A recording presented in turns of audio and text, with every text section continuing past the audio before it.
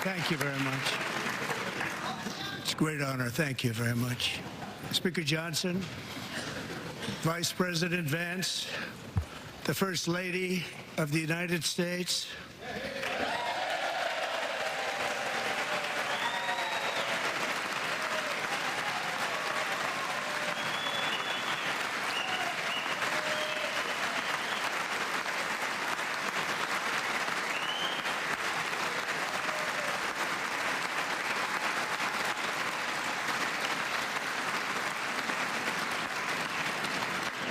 members of the United States Congress, thank you very much. And to my fellow citizens, America is back.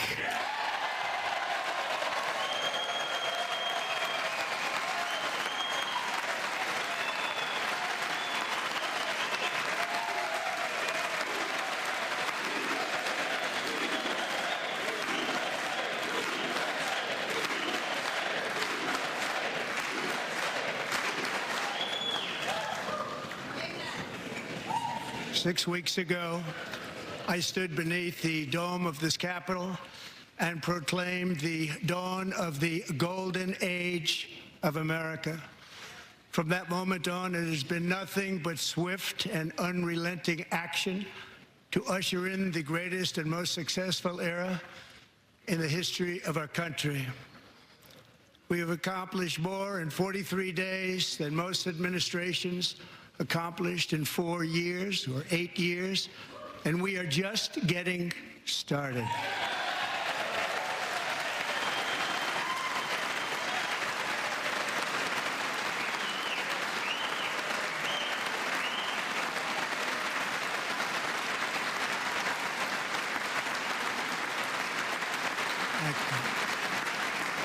I return to this chamber tonight to report that America's momentum is back, our spirit is back, our pride is back, our confidence is back, and the American dream is surging bigger and better than ever before.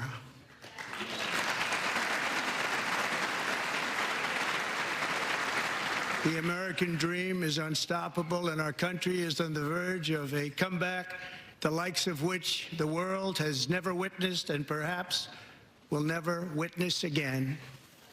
There's never been anything like it. The presidential election of November 5th was a mandate like has not been seen in many decades. We won all 7 swing states, giving us an electoral college victory of 312 votes.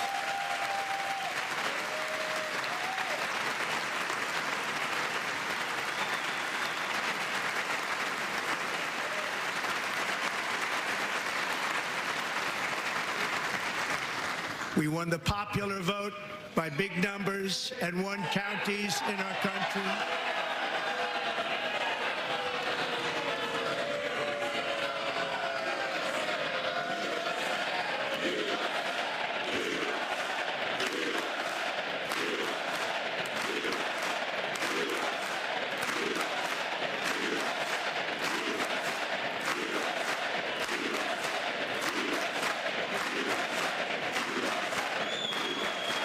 And won counties in our country, 2,700 to 525, on a map that reads almost completely red for Republican.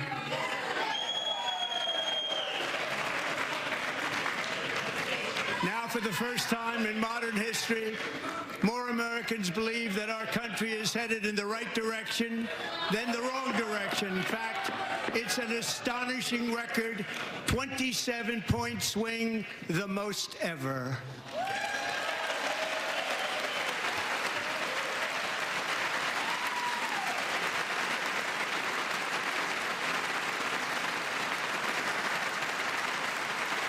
Likewise, small business optimism saw its single largest one-month gain ever recorded, a 41-point jump.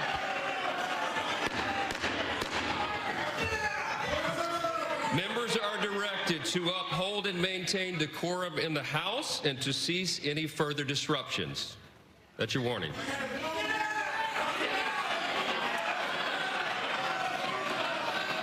Members are engaging in willful and continuing breach of decorum, and the chair is prepared to direct the Sergeant-at-Arms to restore order to the joint session.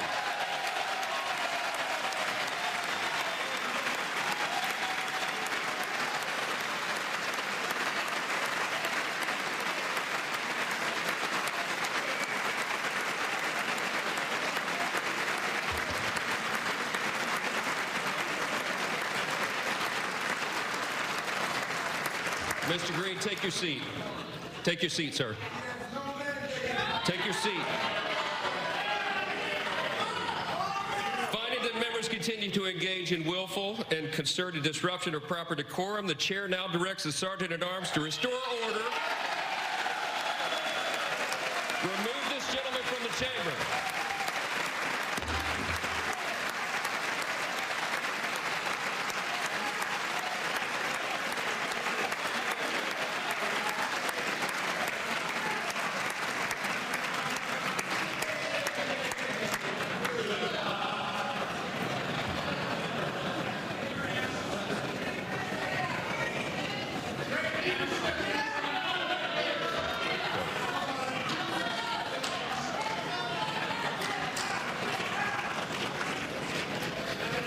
Members are directed to uphold and maintain decorum in the House.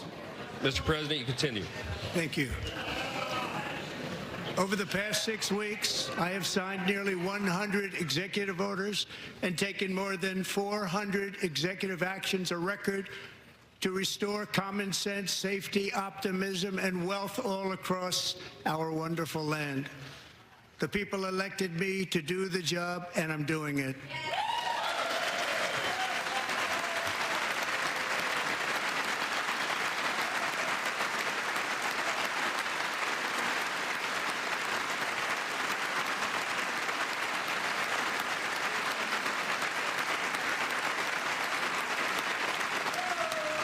In fact, it has been stated by many that the first month of our presidency, it's our presidency, is the most successful in the history of our nation.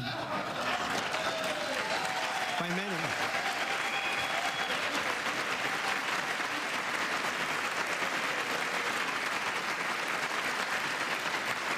And what makes it even more impressive is that, do you know who number 2 is?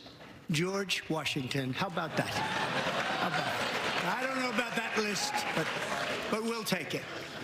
Within hours of taking the oath of office, I declared a national emergency on our southern border, and I deployed the U.S. military and Border Patrol to repel the invasion of our country. And what a job they've done. As a result, illegal border crossings last month were by far the lowest ever recorded, ever.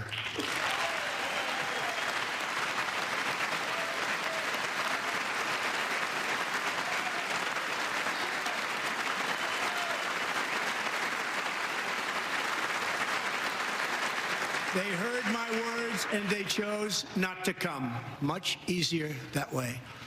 In comparison, under Joe Biden, the worst president in American history, there were hundreds of thousands of illegal crossings a month, and virtually all of them, including murderers, drug dealers, gang members, and people from mental institutions and insane asylums, were released into our country. Who would want to do that? This is my 5th such speech to Congress. And once again, I look at the Democrats in front of me, and I realize there is absolutely nothing I can say to make them happy or to make them stand or smile or applaud. Nothing I can do. I could find a cure to the most devastating disease, a disease that would wipe out entire nations, or announce the answers to the greatest economy in history, or the stoppage of crime to the lowest levels ever recorded. And these people sitting right here will not clap, will not stand, and certainly will not cheer for these astronomical achievements. They won't do it, no matter what. Five times I've been up here. It's very sad. And it just shouldn't be this way.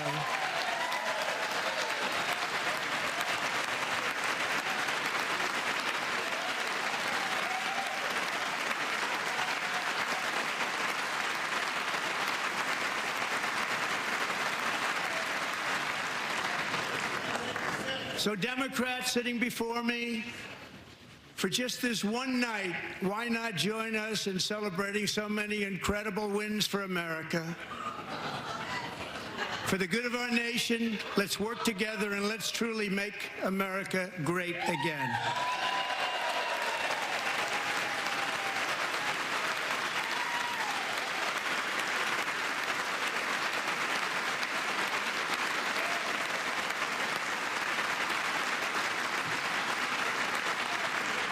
Every day, my administration is fighting to deliver the change America needs to bring a future that America deserves, and we're doing it. This is a time for big dreams and bold action. Upon taking office, I imposed an immediate freeze on all federal hiring, a freeze on all new federal regulations, and a freeze on all foreign aid.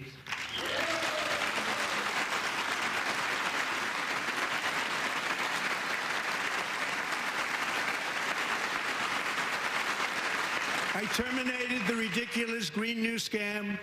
I withdrew from the unfair Paris Climate Accord, which was costing us trillions of dollars that other countries were not paying. I withdrew from the corrupt World Health Organization.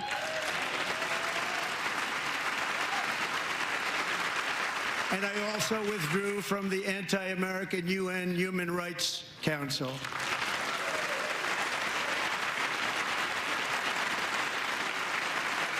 We ended all of Biden's environmental restrictions that were making our country far less safe and totally unaffordable. And importantly, we ended the last administration's insane electric vehicle mandate, saving our auto workers and companies from economic destruction.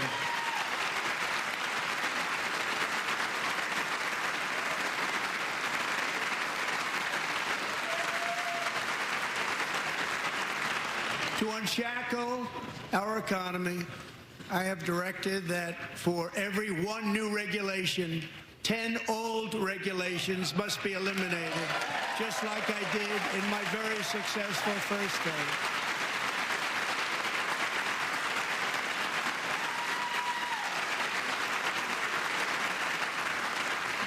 And in that first term, we set records on ending unnecessary rules and regulations like no other president had done before. We ordered all federal workers to return to the office. They will either show up for work in person or be removed from their job.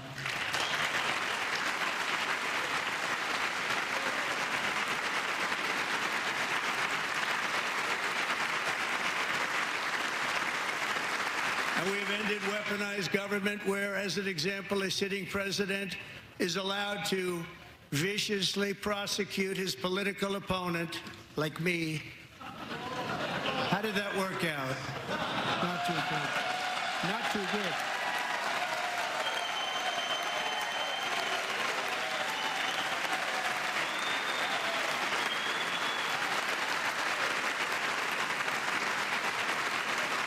And I have stopped all government censorship and brought back free speech in America. It's back.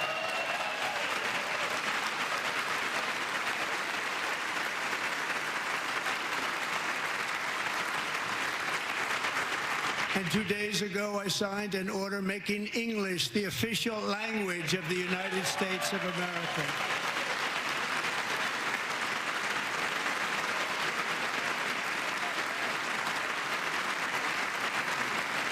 I renamed the Gulf of Mexico the Gulf of America.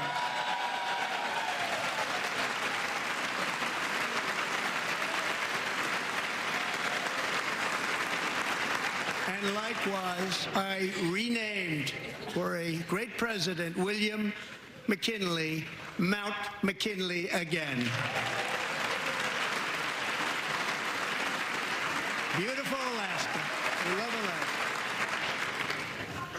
We've ended the tyranny of so-called diversity, equity, and inclusion policies all across the entire federal government and indeed the private sector and our military.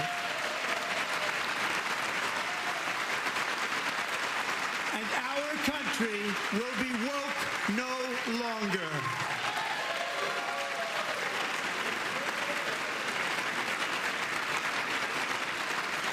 We believe that whether you are a doctor, an accountant, a lawyer, or an air traffic controller, you should be hired and promoted based on skill and competence, not race or gender. Very important.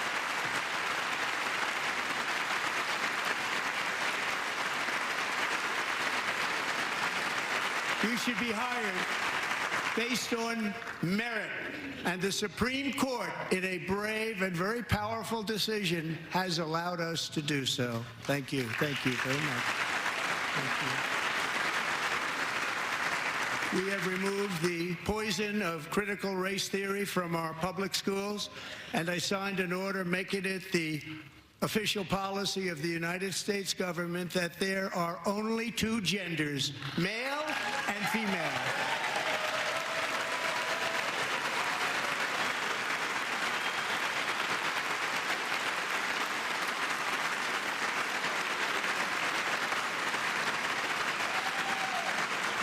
I also signed an executive order to ban men from playing in women's sports.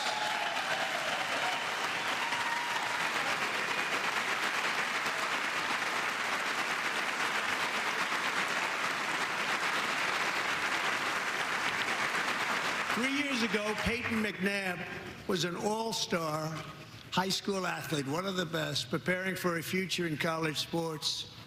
But when her girls' volleyball match was invaded by a male, he smashed the ball so hard in Peyton's face, causing traumatic brain injury, partially paralyzing her right side and ending her athletic career. It was a shot like she's never seen before. She's never seen anything like it.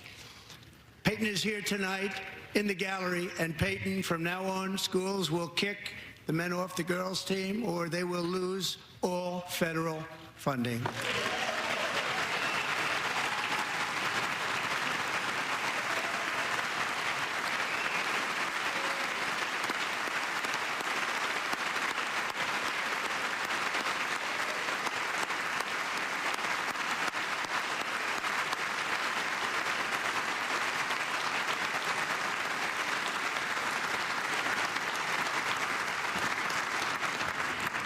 And if you really want to see numbers, just take a look at what happened in the women's boxing, weightlifting, track and field, swimming, or cycling, where a male recently finished a long-distance race 5 hours and 14 minutes ahead of a woman for a new record by 5 hours.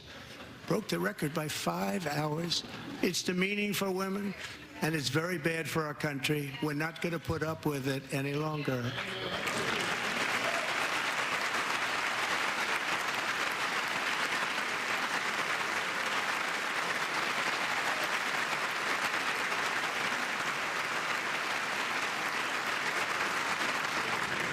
What I have just described is only a small fraction of the common sense revolution that is now, because of us, sweeping the entire world. Common sense has become a common theme, and we will never go back. Never. Never going to let that happen. Among my very highest priorities is to rescue our economy and get dramatic and immediate relief to working families. As you know, we inherited from the last administration an economic catastrophe and an inflation nightmare. Their policies drove up energy prices, pushed up grocery costs, and drove the necessities of life out of reach for millions and millions of Americans. They've never had anything like it. We suffered the worst inflation in 48 years, but perhaps even in the history of our country. They're not sure. As president, I'm fighting every day to reverse this damage and make America affordable again.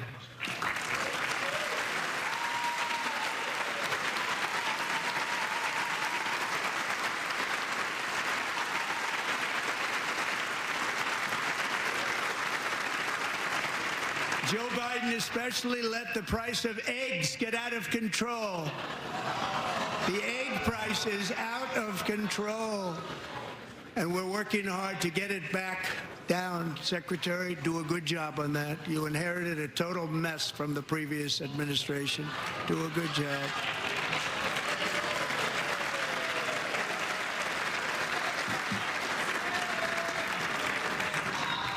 A major focus of our fight to defeat inflation is rapidly reducing the cost of energy. The previous administration cut the number of new oil and gas leases by 95%, slowed pipeline construction to a halt, and closed more than 100 power plants. We are opening up many of those power plants right now.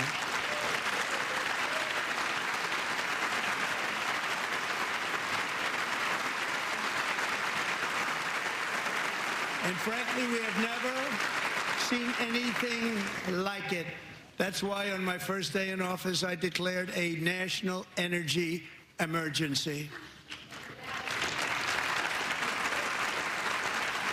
As you've heard me say many times, we have more liquid gold under our feet than any nation on earth, and by far. And now I fully authorize the most talented team ever assembled to go and get it. It's called Drill, Baby, Drill.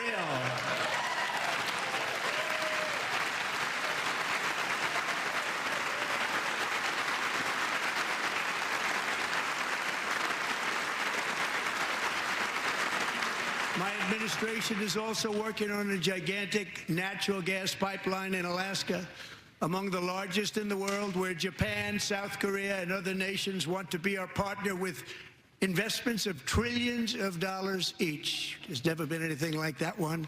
It will be truly spectacular. It's all set to go. The permitting is gotten. And later this week, I will also take historic action to dramatically expand production of critical minerals and rare earths here in the USA.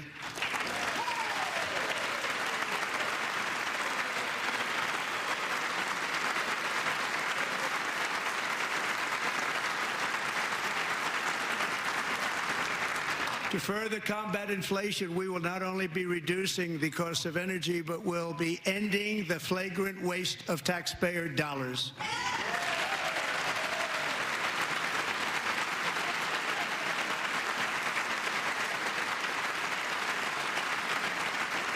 And to that end, I have created the brand new Department of Government Efficiency. DOGE. Perhaps you've heard of it. Perhaps.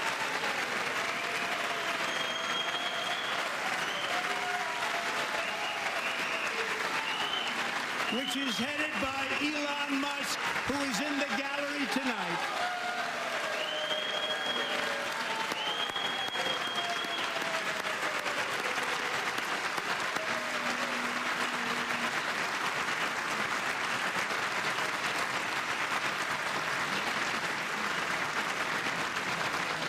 Thank you, Elon. He's working very hard. He didn't need this.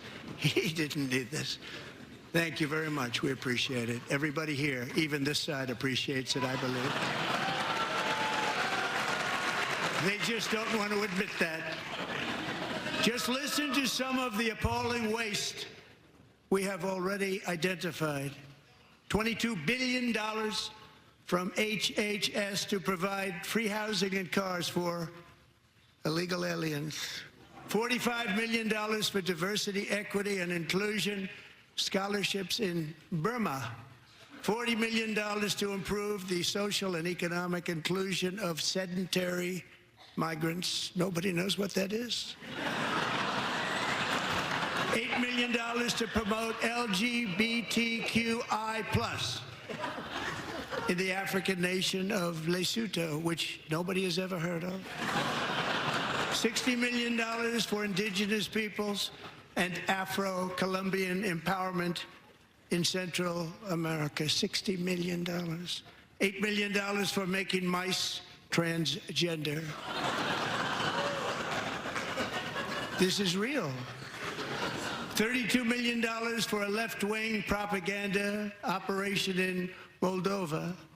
$10 million for male circumcision in Mozambique. $20 million for the Arab Sesame Street in the Middle East. It's a program. $20 million for a program. $1.9 billion to recently created Decarbonization of Homes Committee, headed up, and we know she's involved. Just at the last moment, the money was passed over by a woman named Stacey Abrams. Have you ever heard of her? A $3.5 million consulting contract for lavish fish monitoring. $1.5 billion for voter confidence in Liberia. $14 million for social cohesion in Mali. $59 million for illegal alien hotel rooms in New York City. He's a real estate developer. He's done very well. $250,000 to increase vegan local climate action innovation in Zambia. $42 million for social and behavior change in Uganda. $14 million for improving public procurement in Serbia. $47 million for improving learning outcomes in Asia. Asia's doing very well with learning. We know what we're doing. Should use it ourselves. And $101 million for DEI contracts at the Department of Education. The most ever paid, nothing even like it. Under the Trump administration, all of these scams, and they're far worse, but I didn't think it was appropriate to talk about them. They're so bad. Many more have been found out and exposed and swiftly terminated by a group of very intelligent, mostly young people, headed up by Elon, and we appreciate it. We found hundreds of billions of dollars of fraud.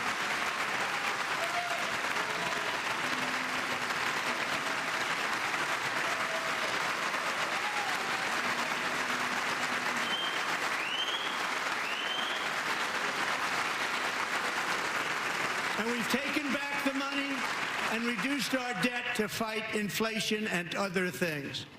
Taken back a lot of that money. We got it just in time. This is just the beginning. The Government Accountability Office, a federal government office, has estimated annual fraud of over $500 billion in our nation, and we are working very hard to stop it. We're going to. We're also identifying shocking levels of incompetence and probable fraud in the Social Security program for our seniors, and that our seniors and people that we love rely on. Believe it or not, government databases list 4.7 million Social Security members from people aged 100 to 109 years old. It lists 3.6 million people from ages 110 to 119. I don't know any of them. I know some people that are rather elderly, but not quite that elderly. 3.47 million people from ages 120 to 129. 3.9 million people from ages 130 to 139. 3.5 million people from ages 140 to 149. And money is being paid to many of them, and we're searching right now. In fact, Pam, good luck. Good luck. You're going to find it. But a lot of money is paid out to people because it just keeps getting paid, and nobody does, and it really hurts Social Security and hurts our country. 1.3 million people from ages 150 to 159, and over 130,000 people, according to the Social Security databases, are age over 160 years old. We have a healthier country than I thought, Bobby.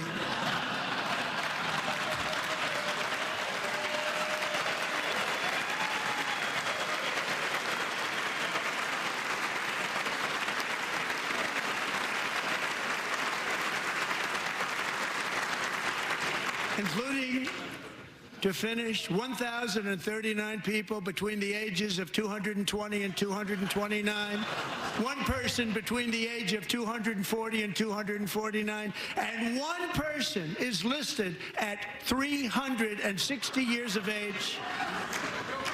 More than 100 years older than our country. But we're going to find out where that money's going, and it's not going to be pretty. By slashing all of the fraud, waste, and theft we can find, we will defeat inflation, bring down mortgage rates, lower car payments and grocery prices, protect our seniors, and put more money in the pockets of American families.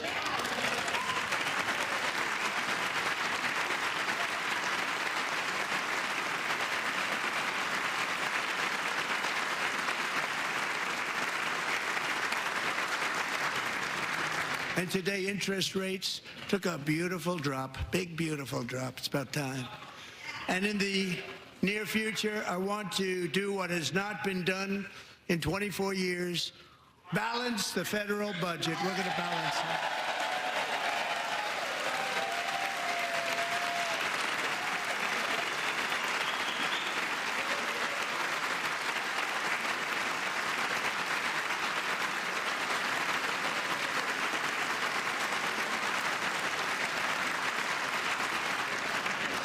With that goal in mind, we have developed in great detail what we are calling the Gold Card, which goes on sale very, very soon.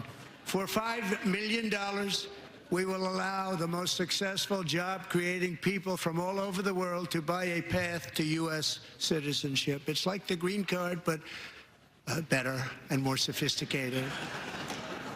And these people will have to pay tax in our country. They won't have to pay tax from where they came. The money that they've made, you wouldn't want to do that, but they have to pay tax, create jobs. They'll also be taking people out of colleges and paying for them so that we can keep them in our country instead of having them being forced out.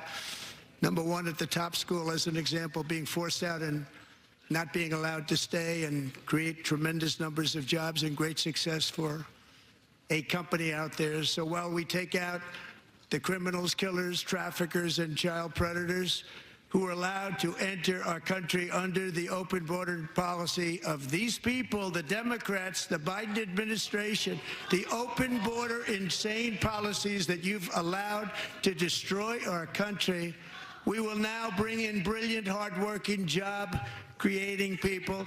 They're going to pay a lot of money, and we're going to reduce our debt with that money.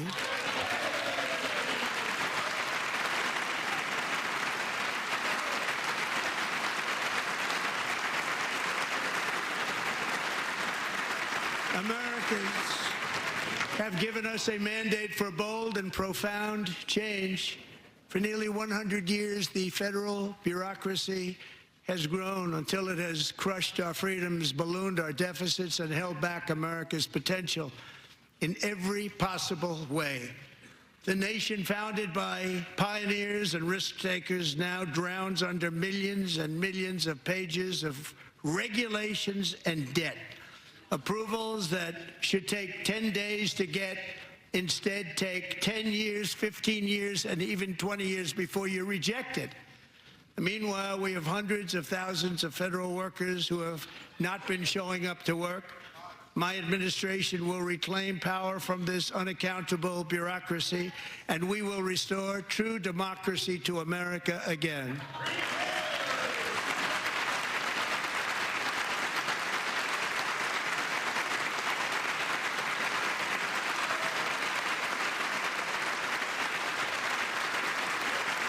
And any federal bureaucrat who resists this change will be removed from office immediately.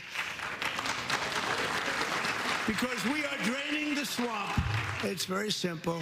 And the days of rule by unelected bureaucrats are over.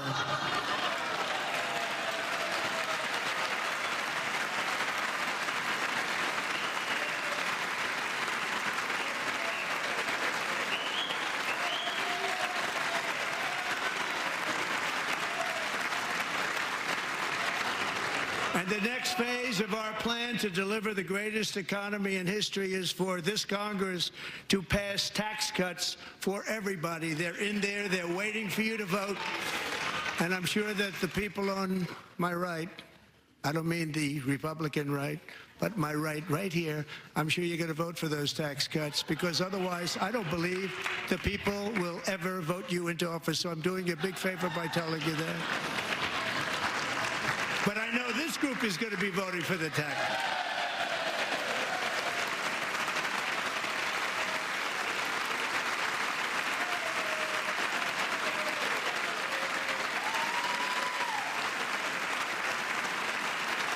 Thank you.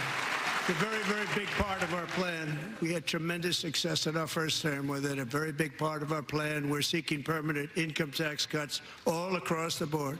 And to get urgently needed relief to Americans hit especially hard by inflation, I'm calling for no tax on tips, no tax on overtime, and no tax on Social Security benefits for our great seniors.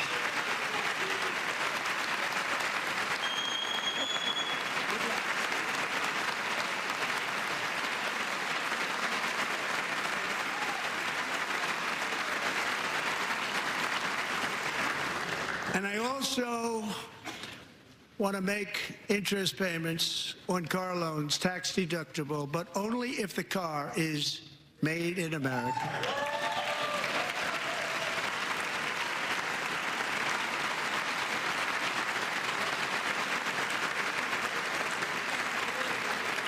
And by the way, we're going to have growth in the auto industry like nobody's ever seen. Plants are opening up all over the place. Deals are being made.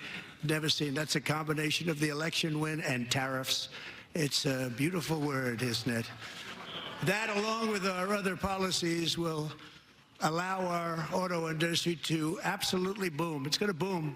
Spoke to the majors today, all three, the top people, and they're so excited. In fact, already numerous car companies have announced that they will be building massive automobile plants in America, with Honda just announcing a new plant in Indiana, one of the largest anywhere in the world.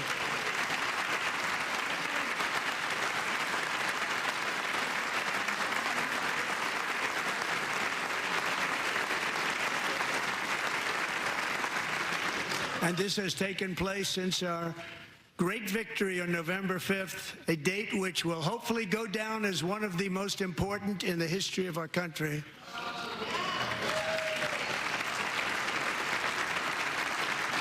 In addition, as part of our tax cuts, we want to cut taxes on domestic production and all manufacturing. And just as we did before, we will provide 100% expensing. It will be retroactive to January 20th, 2025. And it was one of the main reasons why our tax cuts were so successful in our first term, giving us the most successful economy in the history of our country, first term. We had a great first term.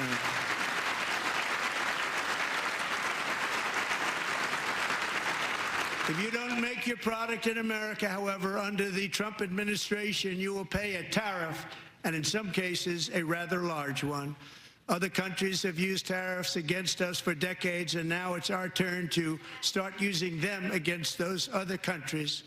On average, the European Union, China, Brazil, India, Mexico, and Canada, have you heard of them? And countless other nations charge us tremendously higher tariffs than we charge them. It's very unfair. India charges us auto tariffs higher than 100%. China's average tariff on our products is twice what we charge them. And South Korea's average tariff is 4 times higher. Think of that, 4 times higher. And we give so much help militarily and in so many other ways to South Korea. But that's what happens. This is happening by friend and foe. This system is not fair to the United States and never was. And so on April 2nd, I wanted to make it April 1st, but I didn't want to be accused of April Fool's Day. That's not, just one day cost us a lot of money. But we're going to do it in April. I'm a very superstitious person. April 2nd, reciprocal tariffs kick in. And whatever they tariff us, other countries, we will tariff them. That's reciprocal, back and forth. Whatever they tax us, we will tax them. If they do non-monetary tariffs to keep us out of their market, then we will do non-monetary barriers to keep them out of our market.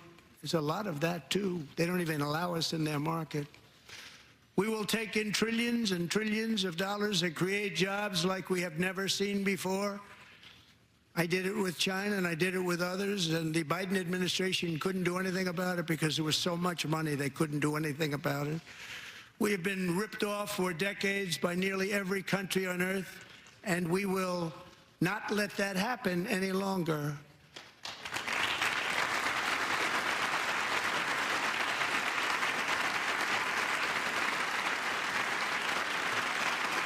Much has been said over the last 3 months about Mexico and Canada, but we have very large deficits with both of them. But even more importantly, they've allowed fentanyl to come into our country at levels never seen before, killing hundreds of thousands of our citizens and many very young, beautiful people, destroying families. Nobody's ever seen anything like it. They are, in effect, receiving subsidies of hundreds of billions of dollars. We pay subsidies to Canada and to Mexico of hundreds of billions of dollars, and the United States will not be doing that any longer. We're not going to do it any longer.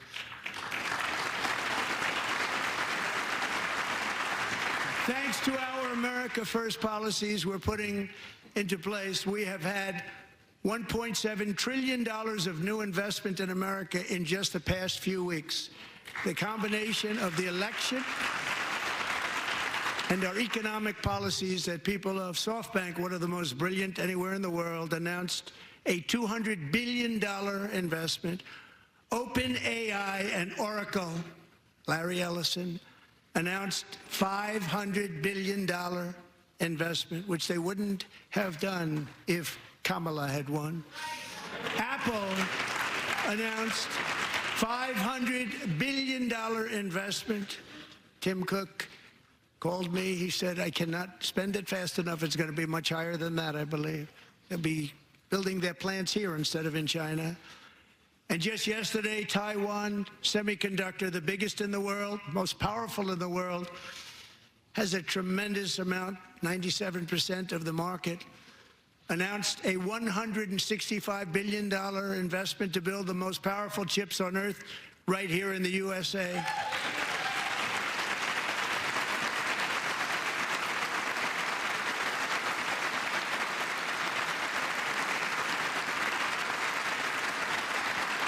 And we're not giving them any money. Your CHIPS Act is a horrible, horrible thing. We give hundreds of billions of dollars, and it doesn't mean a thing. They take our money and they don't spend it.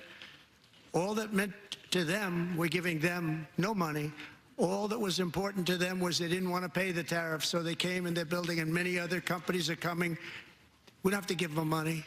We just want to protect our businesses and our people, and they will come because they won't have to pay tariffs if they build in America. So it's very amazing. You should get rid of the CHIP Act, and whatever's left over, Mr. Speaker, you should use it to reduce debt or any other reason you want to.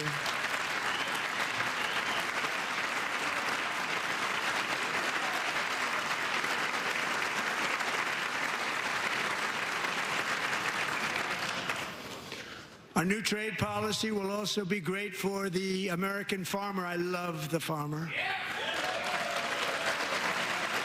Who will now be selling into our home market, the USA, because nobody is going to be able to compete with you.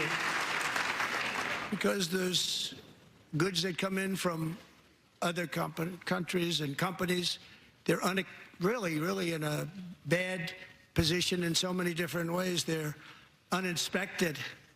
They may be very dirty and disgusting, and they come in and they pour in, and they hurt our American farmers. The tariffs will go on agricultural product coming into America, and our farmers, starting on April 2nd, it may be a little bit of an adjustment period, We had that before when I made the deal with China, $50 billion of purchases, and I said, just bear with me, and they did.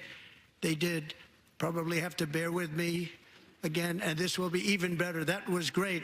The problem with it was that Biden didn't enforce it. He didn't enforce it. $50 billion of purchases, and we were doing great, but Biden did not enforce it, and it hurt our farmers. But our farmers are going to have a field day right now. So to our farmers, have a lot of fun. I love you too. I love you too. It's all going to happen.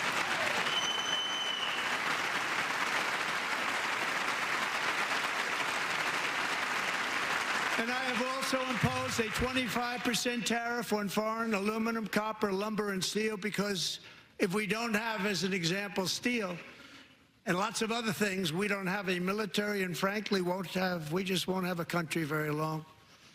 Here today is a proud American steelworker, fantastic person from Decatur, Alabama. Jeff Denard has been working at the same steel plant for 27 years in a job that has allowed him to serve as the captain of his local volunteer fire department, raise 7 children with his beautiful wife, Nicole, and over the years provide a loving home for more than 40 foster children. So great, Jeff.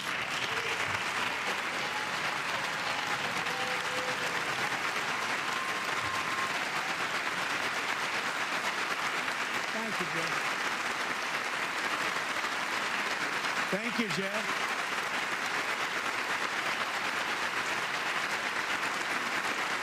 Stories like Jeff's remind us that tariffs are not just about protecting American jobs. They're about protecting the soul of our country. Tariffs are about making America rich again and making America great again, and it's happening, and it will happen rather quickly. There'll be a little disturbance, but we're okay with that. It won't be much. No, you're not. Oh.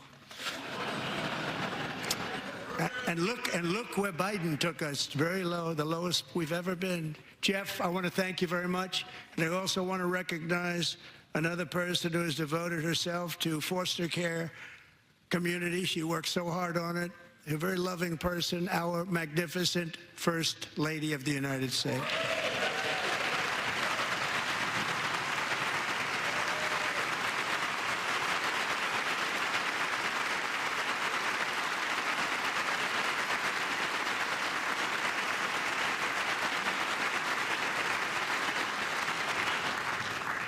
Melania's work has yielded incredible results, helping prepare our nation's future leaders as they enter the workforce.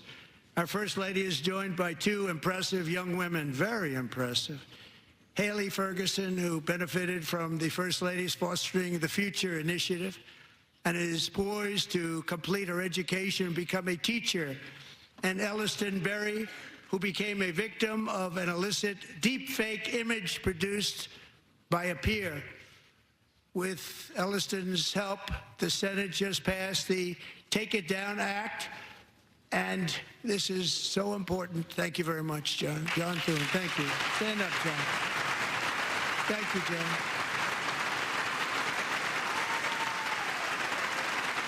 Thank you all very much.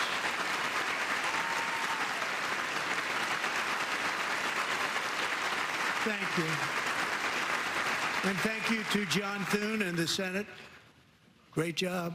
To criminalize the publication of such images online is a terrible, terrible thing. And once it passes the House, I look forward to signing that bill into law.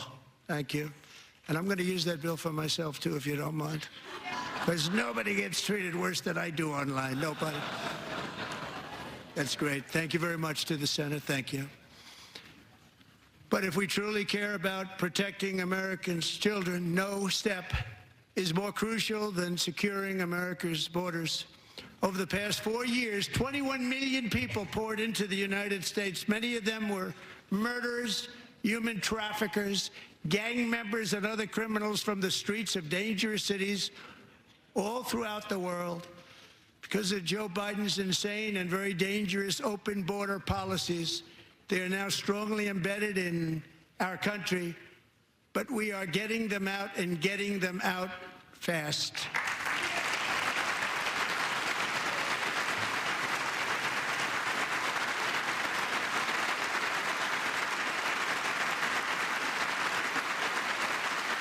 And I want to thank Tom Homan and Christy. I want to thank you and Paul of Border Patrol.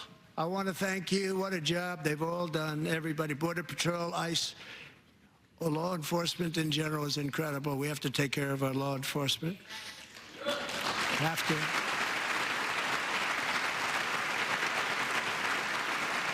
Last year,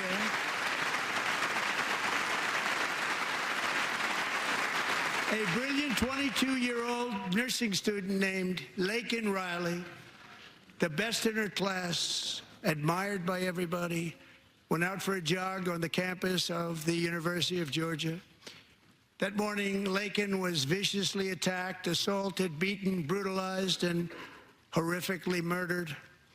Laken was stolen from us by a savage illegal alien gang member who was arrested while trespassing across Biden's open southern border and then set loose into the United States under the heartless policies of that failed administration. It was indeed a failed administration. He had then been arrested and released in a Democrat-run sanctuary city, a disaster, before ending the life of this beautiful young angel. With us this evening are Laken's beloved mother, Allison, and her sister, Lauren.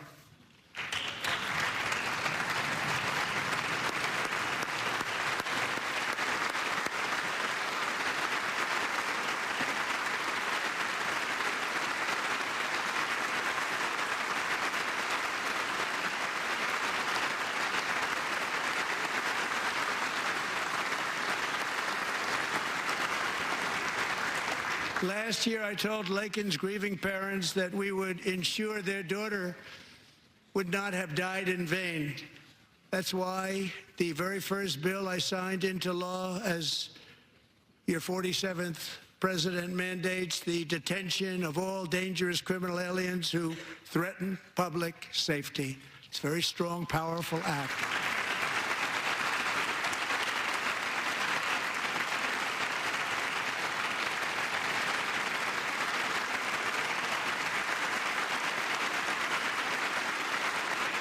It's called the Laken-Riley Act. So Allison and Lauren, America will never, ever forget our beautiful Laken Hope Riley.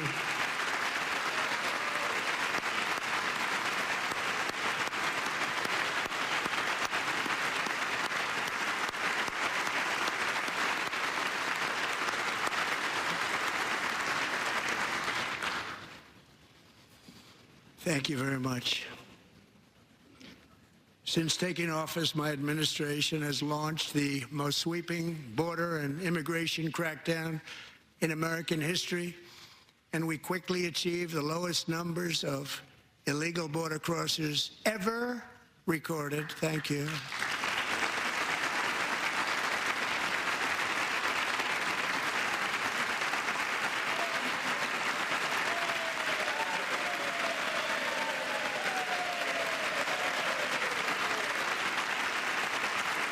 The media and our friends in the Democrat Party kept saying we needed new legislation. We must have legislation to secure the border. But it turned out that all we really needed was a new president.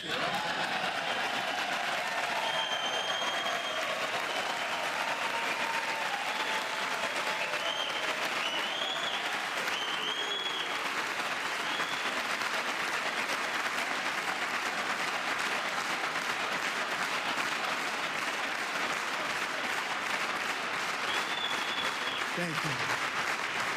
Joe Biden didn't just open our borders, he flew illegal aliens over them to overwhelm our schools, hospitals, and communities throughout the country. Entire towns like Aurora, Colorado, and Springfield, Ohio, buckled under the weight of the migrant occupation and corruption like nobody's ever seen before. Beautiful towns destroyed. Now, just as I promised in my inaugural address, we are achieving the great liberation of America.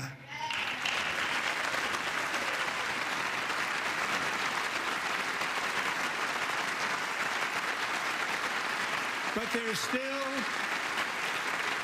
is much work to be done. Here tonight is a woman I have gotten to know, Alexis Nungary from Houston. Wonderful woman. Last June, Alexis's 12-year-old daughter, her precious Jocelyn, walked to a nearby convenience store. She was kidnapped, tied up, assaulted for 2 hours under a bridge, and horrifically murdered. Arrested and charged with this heinous crime are 2 illegal alien monsters from Venezuela, released into America by the last administration through their ridiculous open border. The death of this beautiful 12-year-old girl and the agony of her mother and family touched our entire nation greatly. Alexis, I promised that we would always remember your daughter, your magnificent daughter, and earlier tonight I signed an order keeping my word to you. One thing I have learned about Jocelyn is that she loved animals so much. She loved nature. Across Galveston Bay, from where Jocelyn lived in Houston, you'll find a magnificent national wildlife refuge, a pristine, peaceful, 34,000-acre sanctuary for all of God's creatures on the edge of the Gulf of America. Alexis, moments ago, I formally renamed that refuge in loving memory of your beautiful daughter, Jocelyn. So, Mr. Vice President, if you would, may I have the order?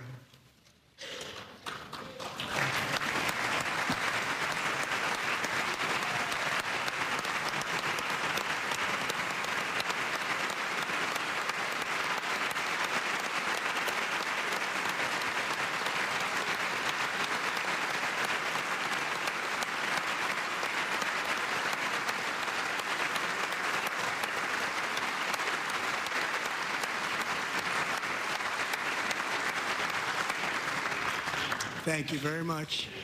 All 3 savages charged with Jocelyn and Lakin's murders were members of the Venezuelan prison gang, the toughest gang, they say, in the world, known as Tren de Aragua.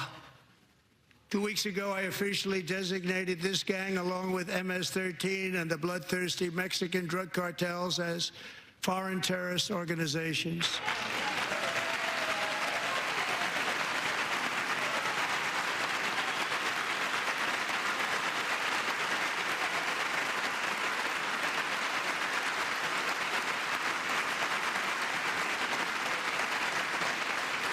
They are now officially in the same category as ISIS, and that's not good for them.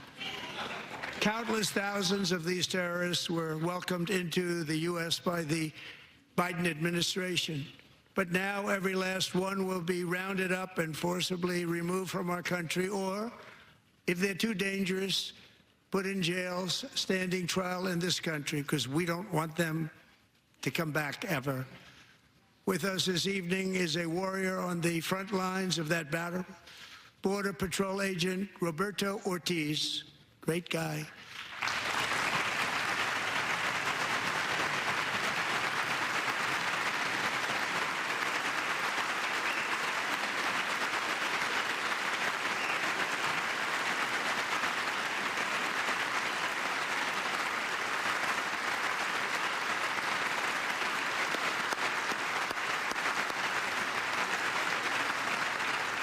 In January, Roberto and another agent were patrolling by the Rio Grande near an area known as Cartel Island. Doesn't sound too nice to me.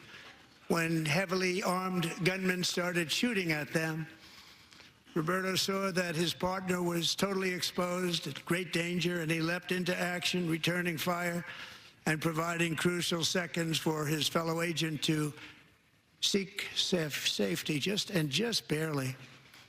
I have some of the prints of that event, and it was not good. Agent Ortiz, we salute you for your great courage and for your line of fire that you took, and for the bravery that you showed. We honor you, and we will always honor you. Thank you, Roberto, very much.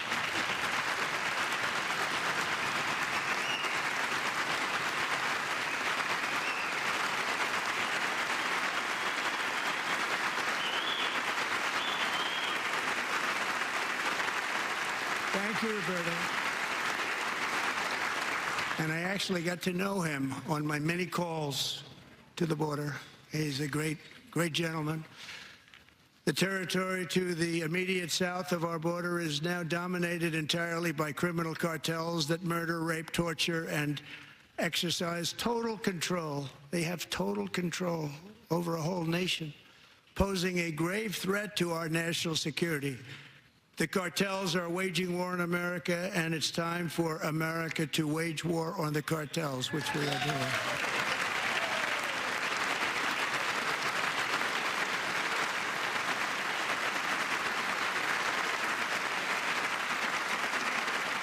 Five nights ago, Mexican authorities, because of our tariff policies being imposed on them, think of this, handed over to us 29 of the biggest cartel leaders in their country. That has never happened before. They want to make us happy.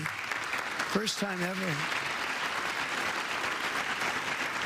But we need Mexico and Canada to do much more than they've done, and they have to stop the fentanyl and drugs pouring into the USA. They're going to stop it.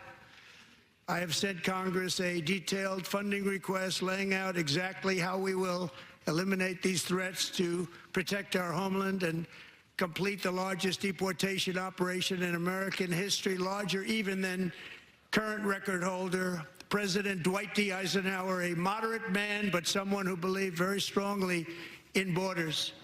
Americans expect Congress to send me this funding without delay so I can sign it into law. So, Mr. Speaker, John Thune, both of you, I hope you're going to be able to do that, Mr. Speaker. Thank you. Mr. Leader, thank you. Thank you very much. And let's get it to me. I'll sign it so fast, you won't even believe it.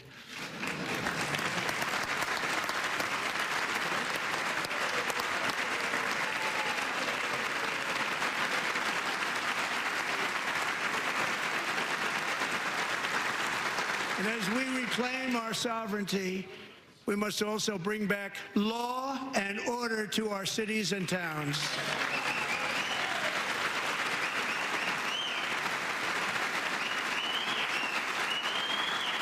In recent years, our justice system has been turned upside down by radical left lunatics. Many jurisdictions virtually ceased enforcing the law against dangerous repeat offenders while weaponizing law enforcement against political opponents like me. My administration has acted swiftly and decisively to restore fair, equal, and impartial justice under the constitutional rule of law, starting at the FBI and the DOJ. Pam, good luck. Cash, wherever you may be, good luck. Good luck. Pam Bond. Good luck. So important. Going to do a great job. Cash, thank you. Thank you, Cash.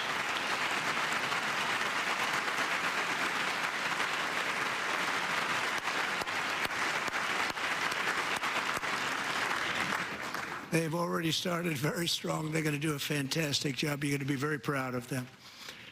We're also once again giving our police officers the support, protection, and respect they so dearly deserve. They have to get it. They have such a hard, dangerous job, but we're going to make it less dangerous. The problem is the bad guys don't respect the law, but they're starting to respect it, and they soon will respect it. This also includes our great fire departments throughout the country. Our firemen and women are unbelievable people, and we'll never forget them. And besides that, they voted for me in record numbers, so I have no choice.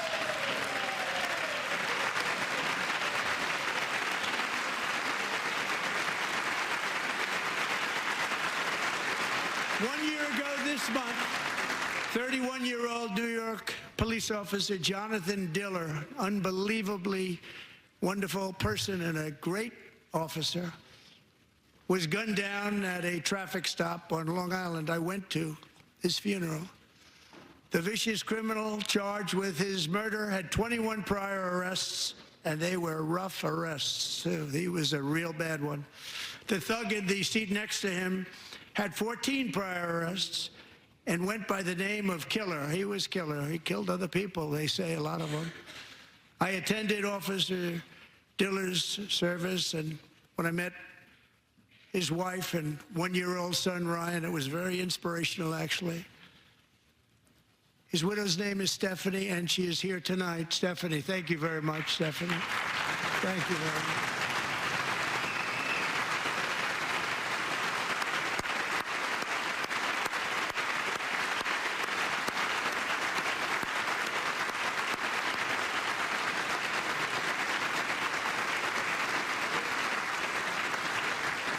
Stephanie, we're going to make sure that Ryan knows his dad was a true hero, New York's finest, and we're going to get these cold-blooded killers and repeat offenders off our streets, and we're going to do it fast.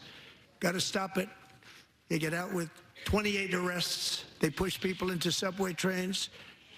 They hit people over the head, back of the head with baseball bats. We got to get them out of here. I've already signed an executive order requiring a mandatory death penalty for anyone who murders a police officer. And tonight I'm asking Congress to pass that policy into permanent law.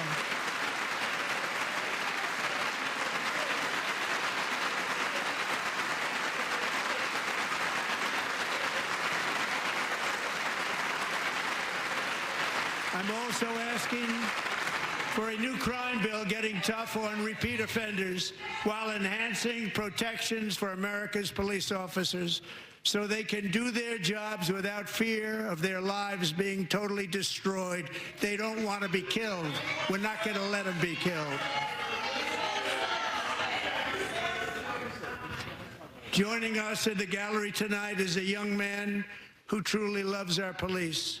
His name is DJ Daniel. He is 13 years old, and he has always dreamed of becoming a police officer.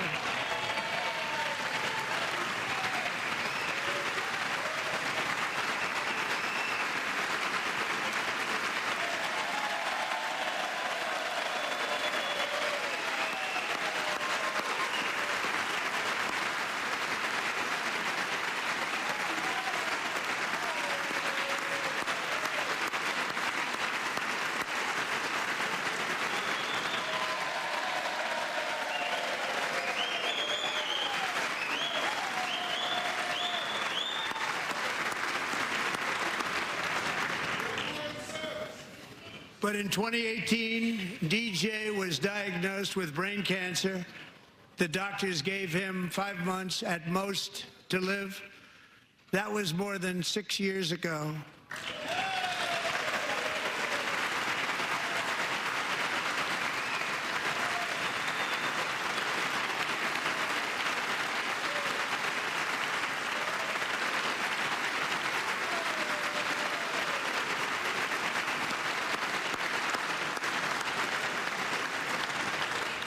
Since that time, DJ and his dad have been on a quest to make his dream come true, and DJ has been sworn in as an honorary law enforcement officer actually a number of times. The police love him, the police departments love him.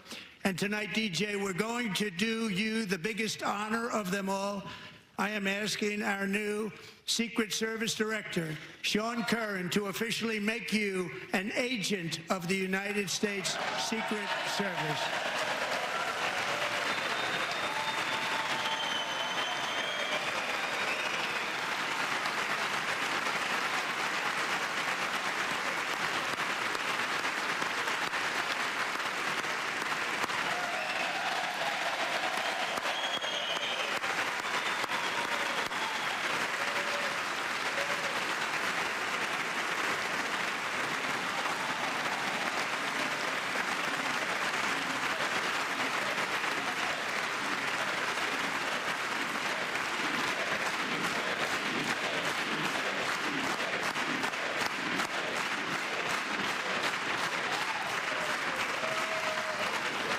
DJ. DJ's doctors believe his cancer likely came from a chemical he was exposed to when he was younger. Since 1975, rates of child cancer have increased by more than 40%. Reversing this trend is one of the top priorities for our new presidential commission to make America healthy again, chaired by our new Secretary of Health and Human Services, Robert F. Kennedy, Jr.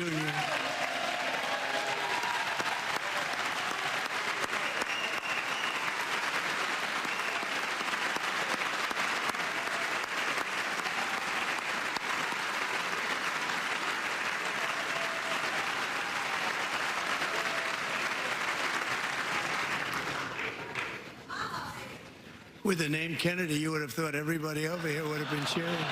How quickly they forget. Our goal is to get toxins out of our environment, poisons out of our food supply, and keep our children healthy and strong.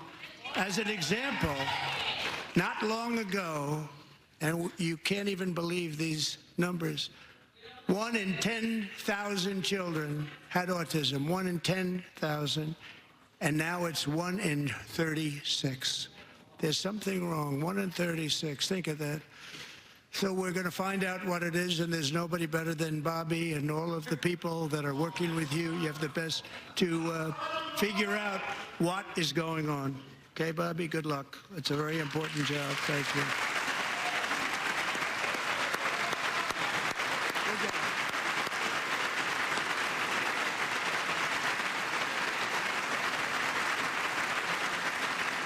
Thank you. My administration is also working to protect our children from toxic ideologies in our schools. A few years ago, January, Little John and her husband discovered that their daughter's school had secretly socially transitioned their 13-year-old little girl. Teachers and administrators conspired to deceive January and her husband while encouraging her daughter to use a new name and pronouns. They, them pronoun, actually, all without telling January, who is here tonight and is now a courageous advocate against this form of child abuse. January, thank you. Thank you. Thank you very much.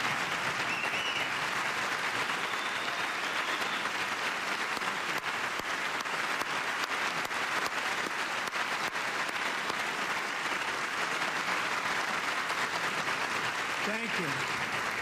Stories like this are why, shortly after taking office, I signed an executive order banning public schools from indoctrinating our children with transgender ideology.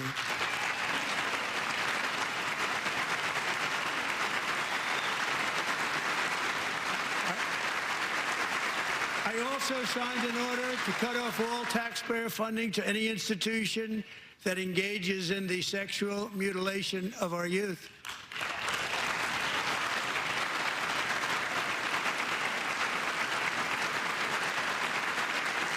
And now I want Congress to pass a bill permanently banning and criminalizing sex changes on children and forever ending the lie that any child is trapped in the wrong body. This is a big lie.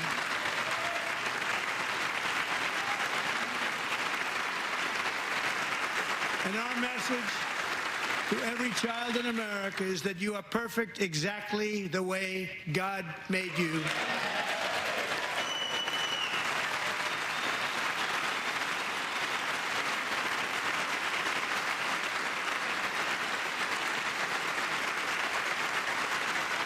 Because we're getting wokeness out of our schools and out of our military, and it's already out, and it's out of our society. We don't want it. Wokeness is trouble. Wokeness is bad. It's gone. It's gone. And we feel so much better for it, don't we? Don't we feel better? Our service members won't be activists and ideologues. They will be fighters and warriors. They will fight for our country. And Pete, congratulations. Secretary of Defense, congratulations.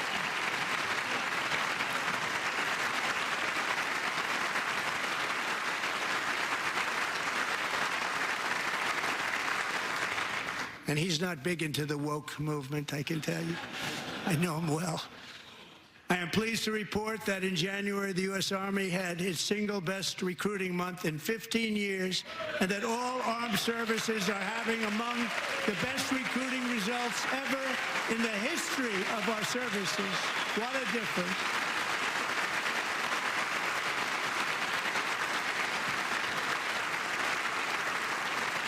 And you know, it was just a few months ago where the results were exactly the opposite. We couldn't recruit anywhere. We couldn't recruit. Now we're having the best results just about that we've ever had. What a tremendous turnaround. It's really a beautiful thing to see. People love our country again. It's very simple. They love our country, and they love being in our military again. So it's a great thing, and thank you very much. Great job. Thank you.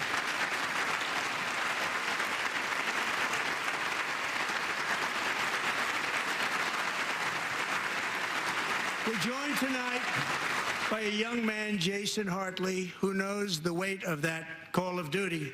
Jason's father, grandfather, and great-grandfather all wore the uniform. Jason tragically lost his dad, who was also a Los Angeles County Sheriff's deputy when he was just a boy, and now he wants to carry on the family legacy of service. Jason is a senior in high school, a six-letter varsity athlete, a really good athlete, they say, a brilliant student with a 4.46, that's good, GPA. And his greatest dream is to attend the U.S. Military Academy at West Point.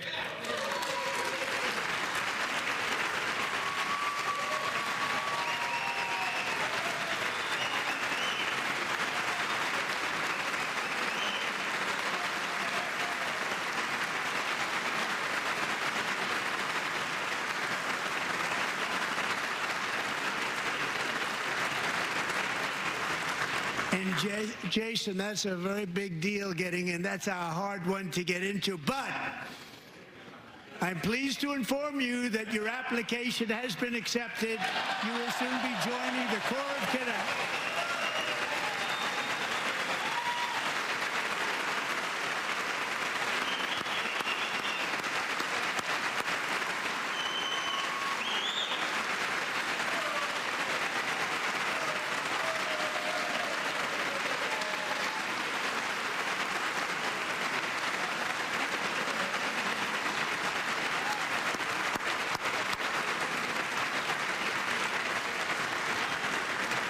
Thank you. Jason, you're going to be on the long gray line, Jason.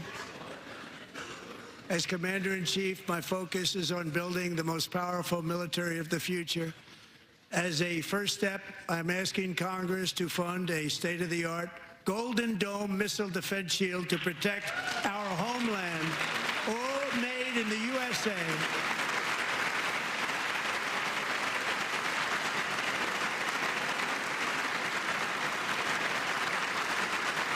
And Ronald Reagan wanted to do it long ago, but the technology just wasn't there, not even close. But now we have the technology. It's incredible, actually.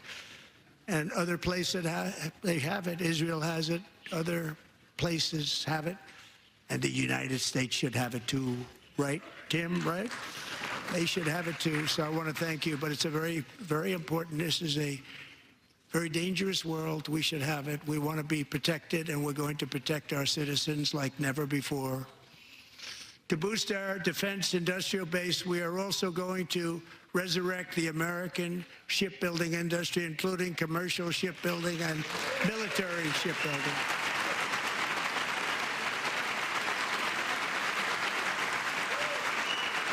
And for that purpose, I am announcing tonight that we will create a new Office of Shipbuilding in the White House and offer special tax incentives to bring this industry home to America where it belongs. We used to make so many ships.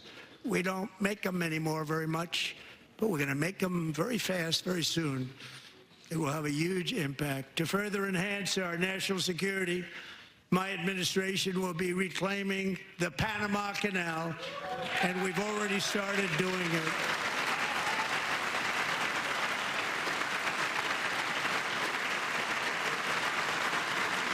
Just today, a large American company announced they are buying both ports around the Panama Canal and lots of other things having to do with the Panama Canal and a couple of other canals. The Panama Canal was built by Americans for Americans, not for others, but others could use it. But it was built at tremendous cost of American blood and treasure. 38,000 workers died building the Panama Canal. They died of malaria. They died of snake bites and mosquitoes. Not a nice place to work. They paid them very highly to go there, knowing there was a 25% chance that they would die. The most expensive project also that was ever built in our country's history, if you bring it up to modern day costs. It was given away by the Carter administration for $1, but that agreement has been violated very severely. We didn't give it to China. We gave it to Panama, and we're taking it back.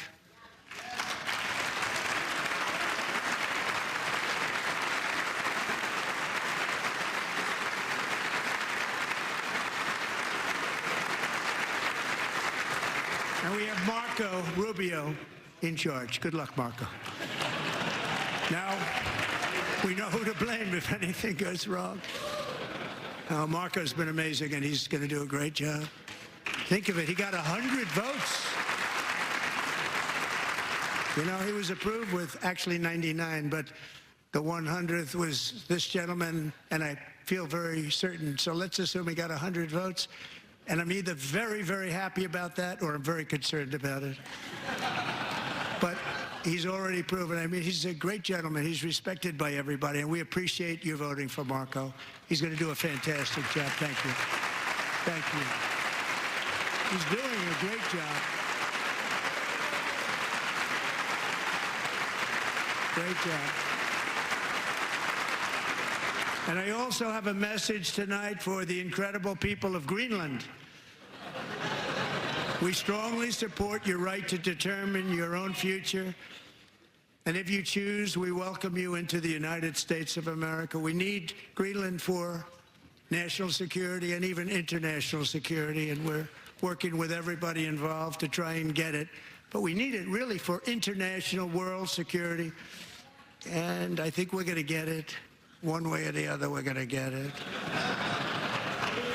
We will keep you safe.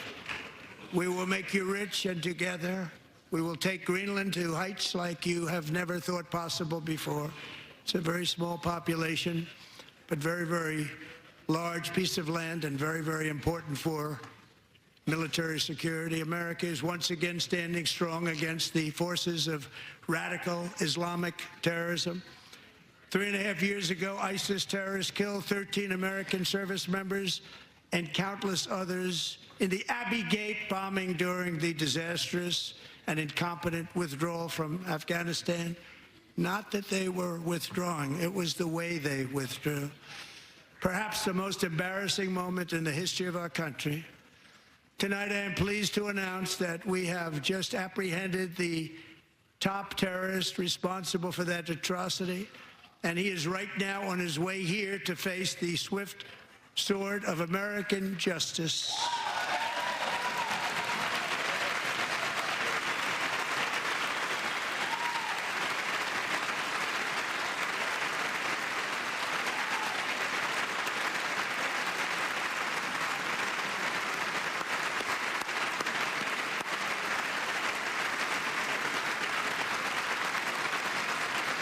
And I want to thank especially the government of Pakistan for helping arrest this monster.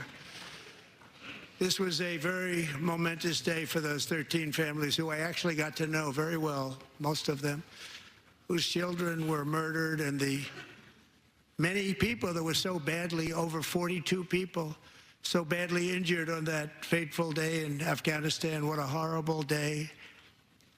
Such incompetence was shown. That when Putin saw what happened, I guess he said, wow, maybe this is my chance. That's how bad it was. Should have never happened. Grossly incompetent people. I spoke to many of the parents and loved ones, and they're all in our hearts tonight. Just spoke to them on the phone. We had a big call. Every one of them called, and everybody was on the line, and They did nothing but cry with happiness. They were very happy as you can be under those circumstances. Their child, brother, sister, son, daughter was killed for no reason whatsoever. In the Middle East, we're bringing back our hostages from Gaza. In my first term, we achieved one of the most groundbreaking peace agreements in generations, the Abraham Accords.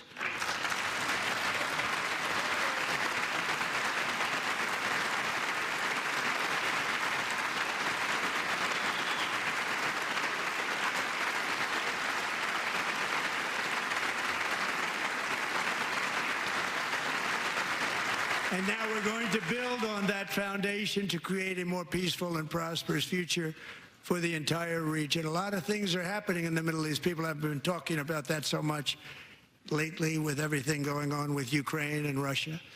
But a lot of things are happening in the Middle East. It's a rough neighborhood, actually. I'm also working tirelessly to end the savage conflict in Ukraine. Millions of Ukrainians and Russians have been needlessly killed or wounded in this horrific and brutal conflict with no end in sight. The United States has sent hundreds of billions of dollars to support Ukraine's defense with no security, with no anything.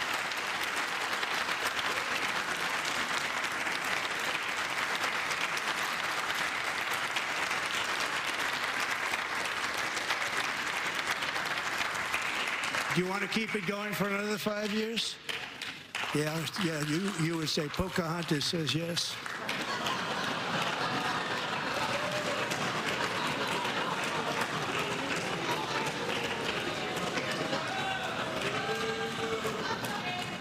$2,000 people are being killed every single week. More than that. They're Russian young people. They're Ukrainian young people. They're not Americans. But I want it to stop.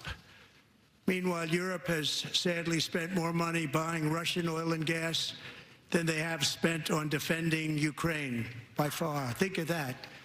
They've spent more buying Russian oil and gas than they have defending.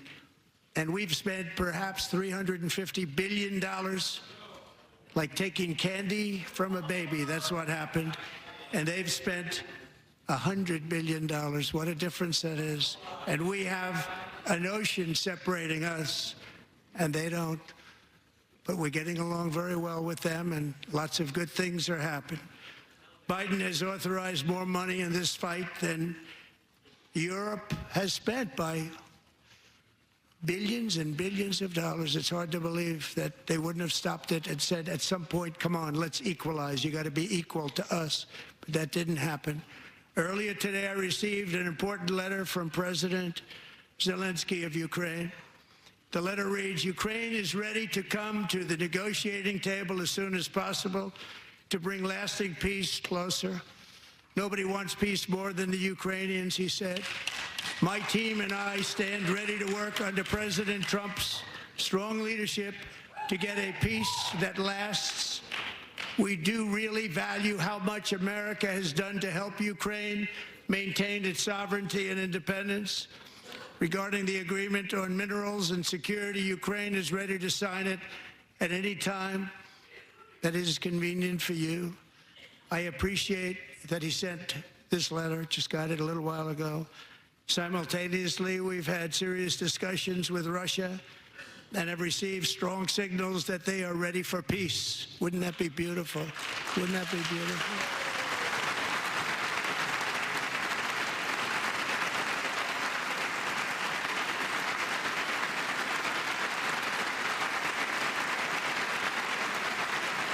Wouldn't that be beautiful?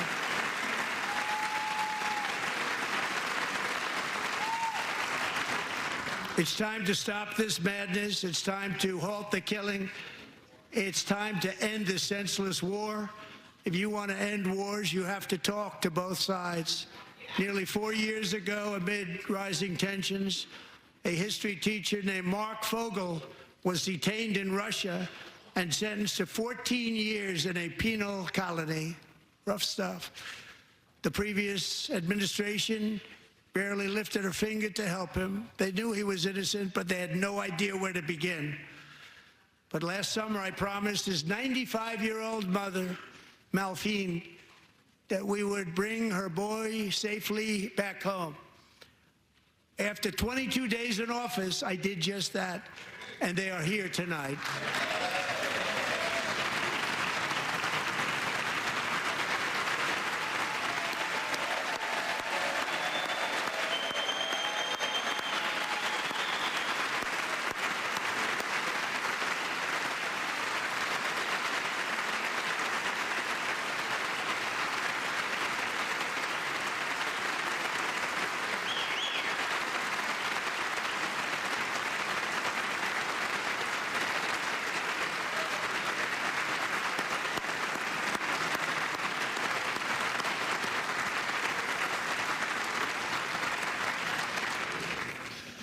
To Mark and his great mom, we are delighted to have you safe and sound and with us. As fate would have it, Mark Fogel was born in a small rural town in Butler, Pennsylvania. Have you heard of it?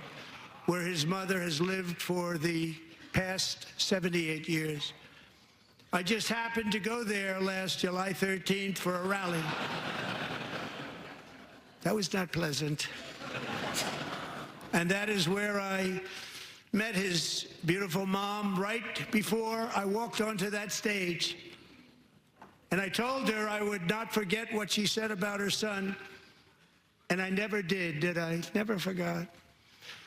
Less than 10 minutes later, at that same rally, gunfire rang out, and a sick and deranged assassin unloaded 8 bullets from his sniper's perch into a crowd of many thousands of people.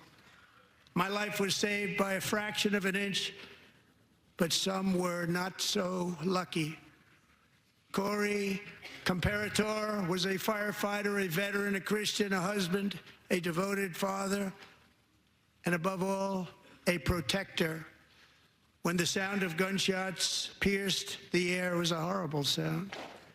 Corey knew instantly what it was and what to do. He threw himself on top of his wife and daughters and shielded them from the bullets with his own body. Corey was hit really hard. You know the story from there. He sacrificed his life to save theirs. 2 others, very fine people, were also seriously hit. But thankfully, with the help of 2 great country doctors, we thought they were gone and they were saved. So those doctors had great talent.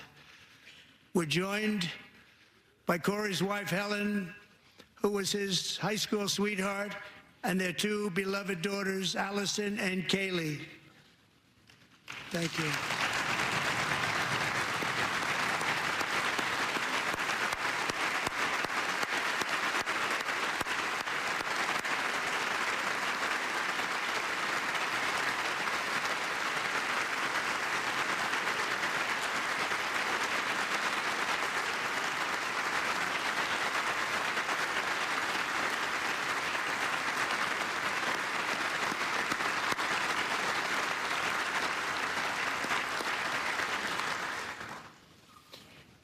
To Helen, Allison, and Kaylee, Corey is looking down on his 3 beautiful ladies right now, and he is cheering you on. He loves you.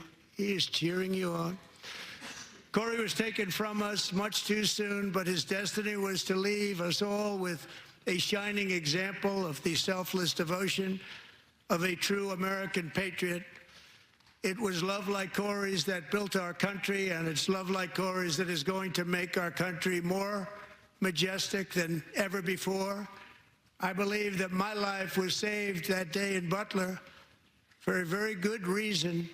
I was saved by God to make America great again. I believe that.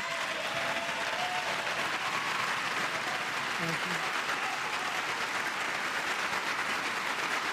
Thank you.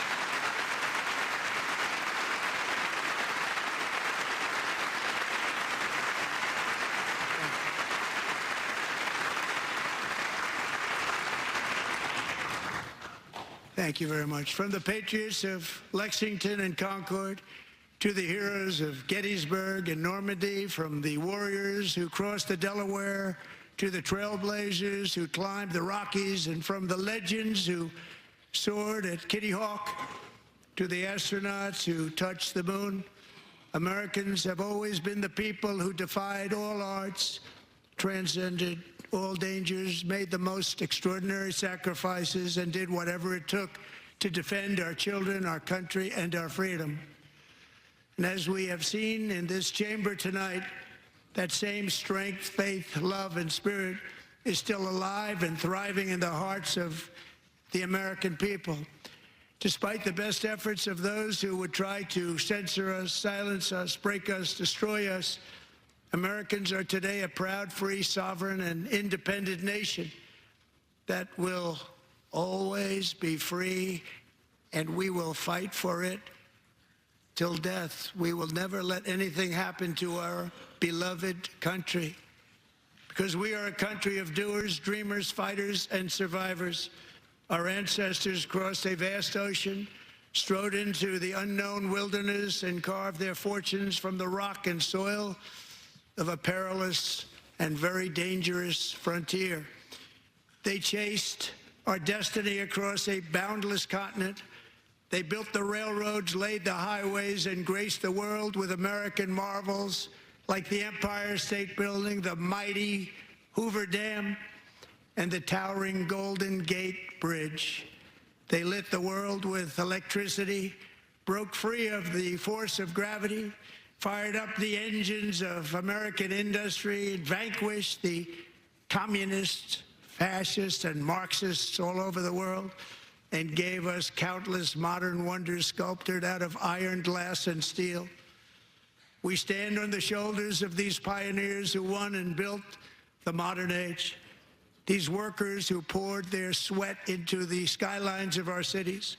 These warriors who shed their blood on fields of battle and gave everything they had for our rights and for our freedom. Now it is our time to take up the righteous cause of American liberty. And it is our turn to take America's destiny into our own hands and begin the most thrilling days in the history of our country. This will be our greatest era.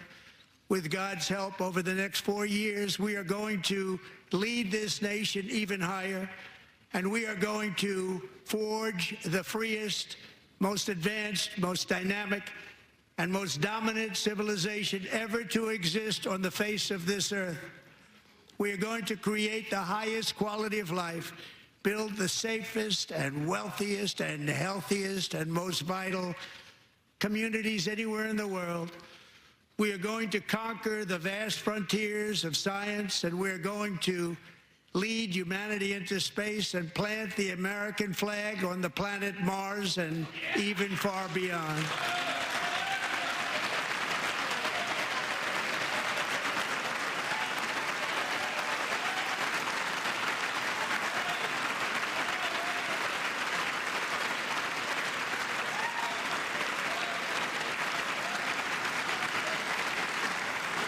And through it all, we are going to rediscover the unstoppable power of the American spirit.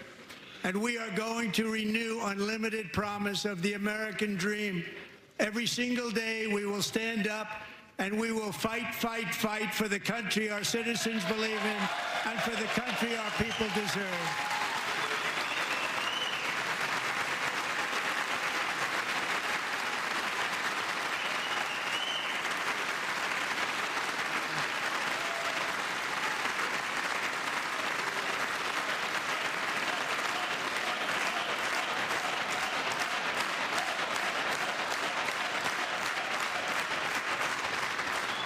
My fellow Americans, get ready for an incredible future, because the golden age of America has only just begun.